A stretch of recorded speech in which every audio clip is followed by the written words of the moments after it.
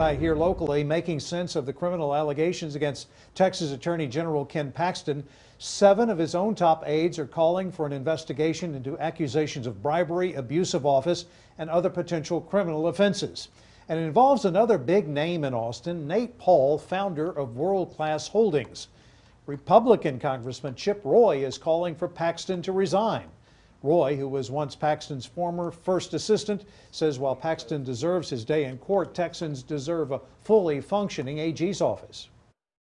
If the person who's calling for him to resign knows about the inner workings of the office and may be privy to information about the case, that might be something that Mr. Paxton considers.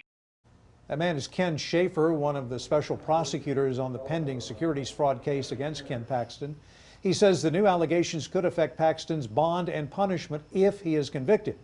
Here's Paxton's position from a statement sent out this afternoon. He says, quote, the Texas Attorney General's office was referred a case from Travis County regarding allegations of crimes relating to the FBI, other government agencies, and individuals. So far, we do not know what that case is. He goes on to say, my obligation as Attorney General is to conduct an investigation upon such referral.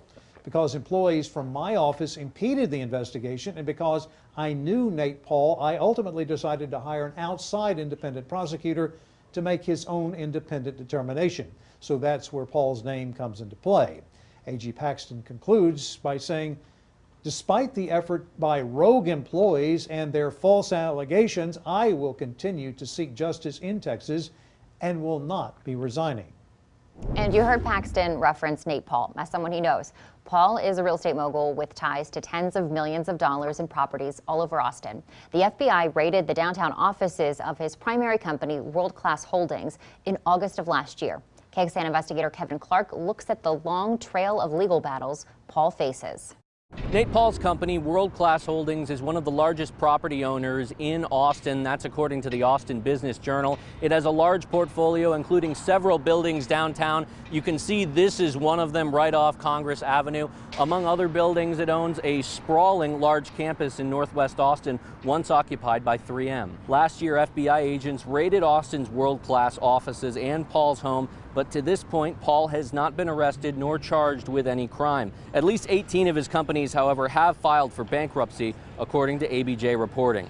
In September, Barclays Trust sued Paul for a breach of a settlement agreement that obligated World Class to pay $10 million. The federal complaint says numerous representations and warranties made to secure the trust's investment were materially false.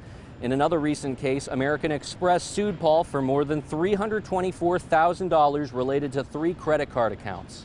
A former senior employee at World Class Holdings says it was known among employees that Paul and Ken Paxton knew each other. However, he said he didn't have any idea about any specific wrongdoing involving the both of them. We did try and contact Paul by phone, texting him and calling him, and we haven't received a response. Kevin Clark, KXAN investigates.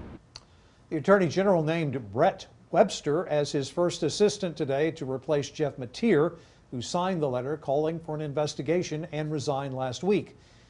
If his name sounds familiar, Webster filed a lawsuit against Governor Greg Abbott in June over the state's coronavirus restrictions on bars and nightclubs in Texas.